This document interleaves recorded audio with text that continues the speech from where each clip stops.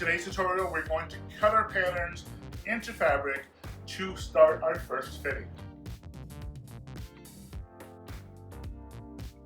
Hi friends, welcome back to So Obvious. I'm Apollinaire. A couple videos ago, we made some patterns out of some draped fabric that we put on a mannequin.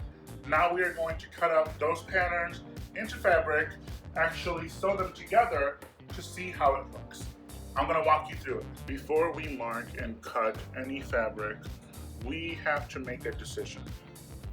That is, do we want this garment or this practice garment that we're making, do we want it to be a front closure or a back closure? I'm going to do a back closure. You can do a front closure if you want. A front closure would be something for like a dress shirt, a blouse, where a back closure would be more for dresses. That means that our front bodice is going to be cut on a fold, where our back bodice is going to be cut regularly so that we get two separate pieces, and the front bodice is only going to have one piece. Once you have your papers cut out and your fabric ready, we are ready to start cutting. Now, in my previous videos, I told you guys that we have to follow the grain line, both on our pattern piece and on the fabric. My grain line is right here, which means that both my pieces have to have the grain line going parallel to them. I'm going to start with the front bodice because we are doing it on a fold. This is the fold right here. I am lining up the center seam with that fold, and I'm just going to outline my piece with a pen.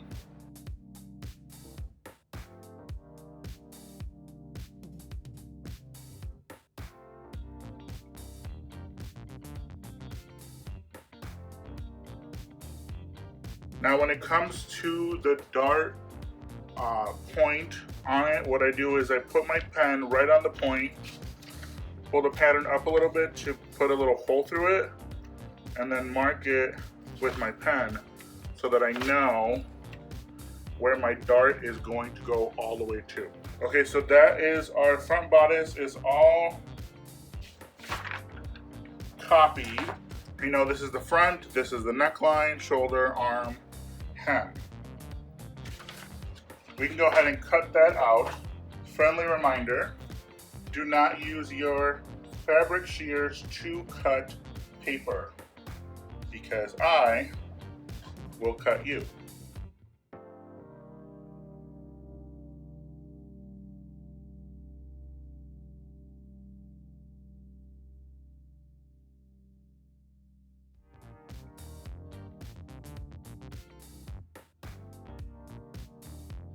Now, what some people do, and you are more than welcome to do, but you don't have to, is they mark their seam allowances all the way around. This would be smart for something where you didn't make the pattern yourself, but we made the pattern ourselves, so we know that everything is a 1/2 inch. However, with the neckline and the armhole, I'm going to mark them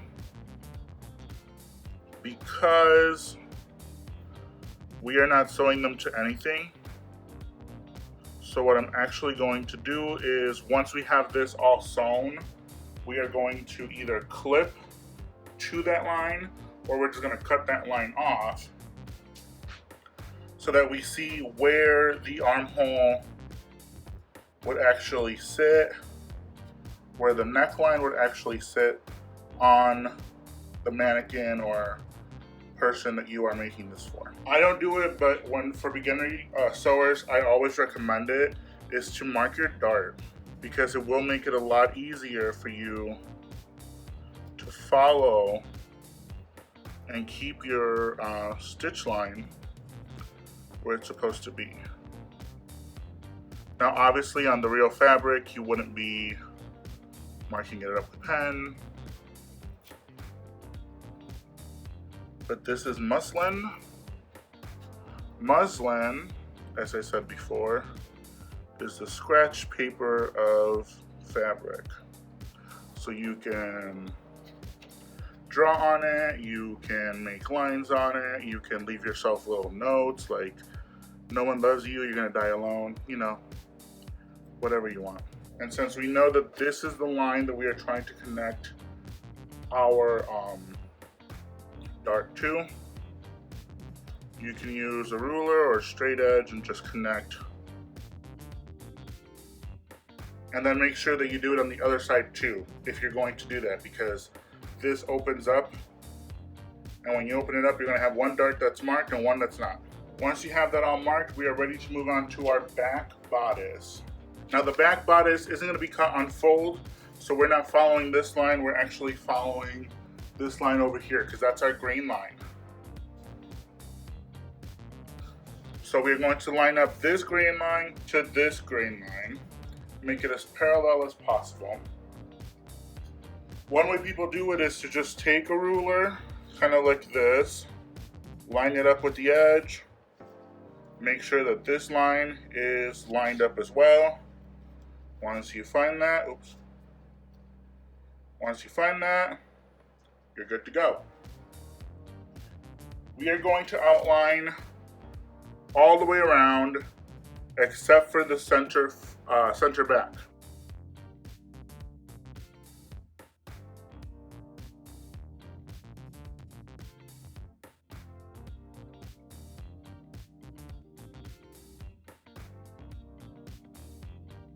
Okay, so now we've got the whole thing outlined. We have to add a 1/2 inch seam allowance to the back, to the center back. You could do that using one of these little hem markers. Just line it up to the edge, go over 1/2 inch, and it'll be as straight as your center back. So if you made it really straight, great. If not, then you don't know how to use a ruler.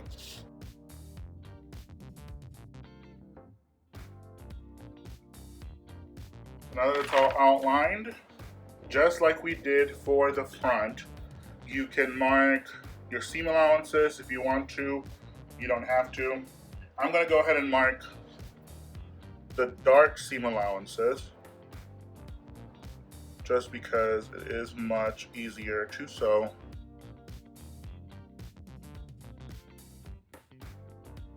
Now for this one, before you cut it, make sure that you push a little bit so you can make a dent on the back and mark it, because since we're cutting it, this is going to come apart into 2 different pieces, which means that we only have it marked on one side, but now we have it marked on both sides. You can go ahead and start cutting out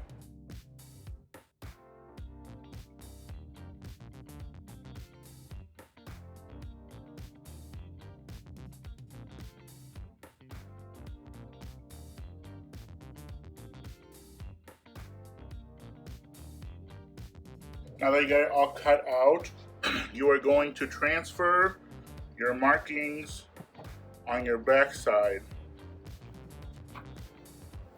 So any darts, you want to make sure that you mark them, which here we only have the 1 dart.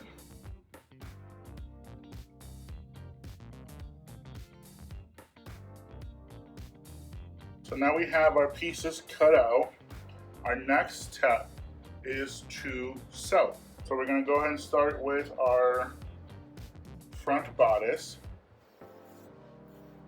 As you can see, when you open up your front bodice, we've got 2 darts down here. And that's actually where we're going to start. We're going to line up the legs of the dart and we're going to pin it so that we can sew it closed. And when we sew it closed, that's going to provide a little bit of shaping to our garment. And this is where those lines that we just drew really help, because you want to make sure that your pins are going straight through both sides. We're going to pin all the way to the point.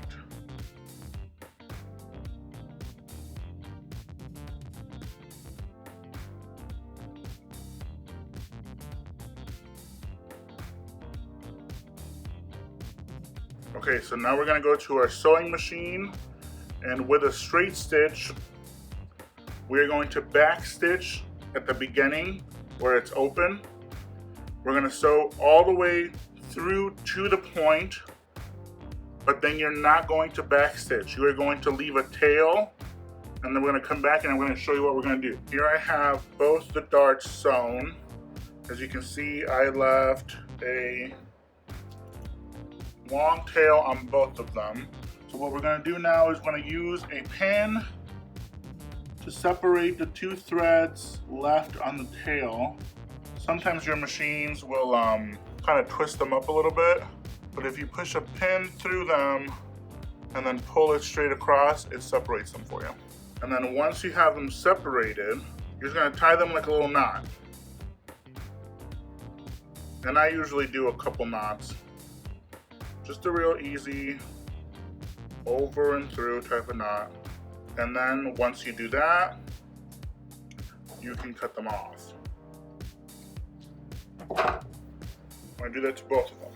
The reason we tie them instead of doing a back stitch is because sometimes when you do a back stitch, you don't do a back stitch directly over your original seam line, and it kind of makes a little bit of like a tiny little zigzag, which on a dart point can create a little bit of a pucker, and we're trying to avoid that because we want these to be nice and pointy or smooth, which you can see these are once you push them out.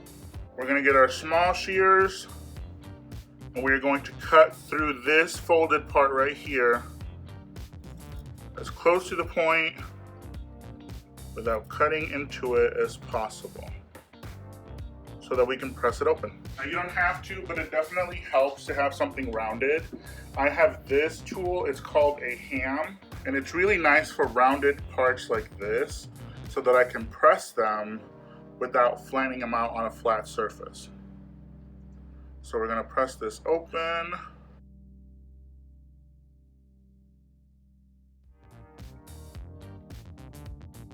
Now the reason some people cut and press their darts is because when they press them open, it's a little bit nicer. Some people just kind of press them towards the back seam or side seams. That's perfectly fine too. If you're going to have a lined garment, like if this was to be for like a coat or a dress that has a lining on inside, then I would recommend cutting them like this because it creates less bulk. But if you're making just like a regular blouse, then folding them would probably be better, because then you won't have the possibility of your fabric fraying or any threads that might be exposed right here coming apart. But it's completely your choice. Now we are going to do the exact same thing with our back bodices. We are going to line up the darts, sew them, back stitch here, leave a tail over here, tie them off, and then press them open. Now that we have all of our darts done, we are going to start putting our pieces together so that we can actually see this bodice. So, putting right sides together, we are going to put the side seams of the front to the back, the shoulder seams, and then on the other side with the same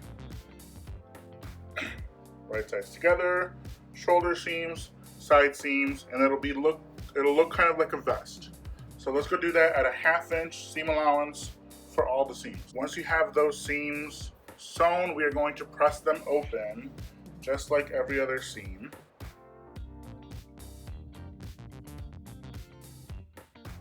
Once you have everything sewn and pressed, we can actually go ahead and go back to our mannequin, or if you're making this for a person, we can have this person try it on, see how it looks. Before that, some people will actually choose to either notch or cut off the seam allowance at the neckline and at the armhole. because realistically, those two wouldn't actually be there. So what I'm going to do is I'm going to mark it at 1/2 inch, then I'm going to notch all the way around, press it away from the opening so that we can actually have a real idea of what it's going to look like. If you don't want to do this, that's fine, but I would recommend that you at least mark it so that when you see it on the mannequin, you actually see the line of where it's actually going to be.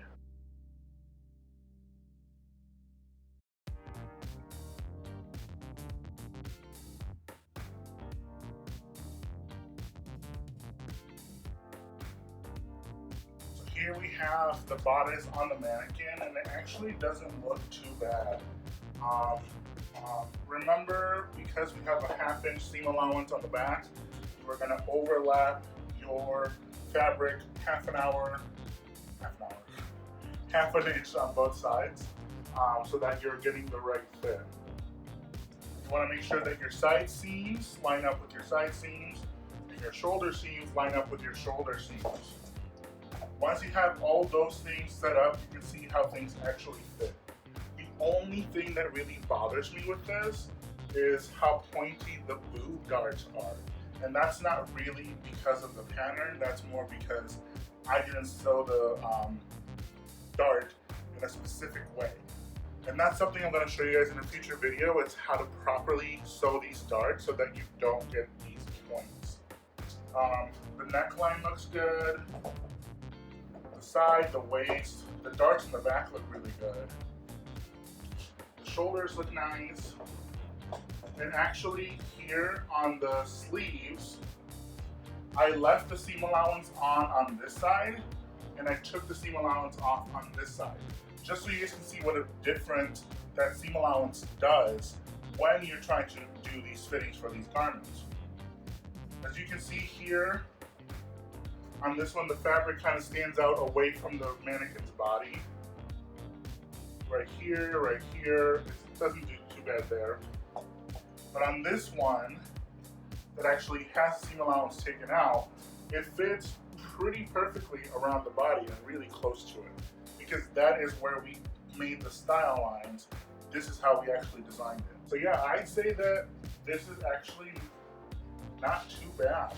So next I think I'm going to do a video where I actually walk you guys through how to properly sew a dart. And then we're going to move on to possibly doing dart manipulation, which is where we spin the dart around so we can make different style lines, make different looks for these patterns that we created. You're going to have to apologize, but my ring light died halfway through this video. So until I get a new one, my videos are probably going to be lit with this terrible lighting. If you like today's video, make sure that you like, comment, share, subscribe, and ring the bell. You can also follow me on Instagram on @polylook, where you can look at some of my current projects and any upcoming videos that I'll be posting on here. If you didn't like the video, do something more productive, like go play Pokemon or go solve world hunger. It's up to you. Okay, bye.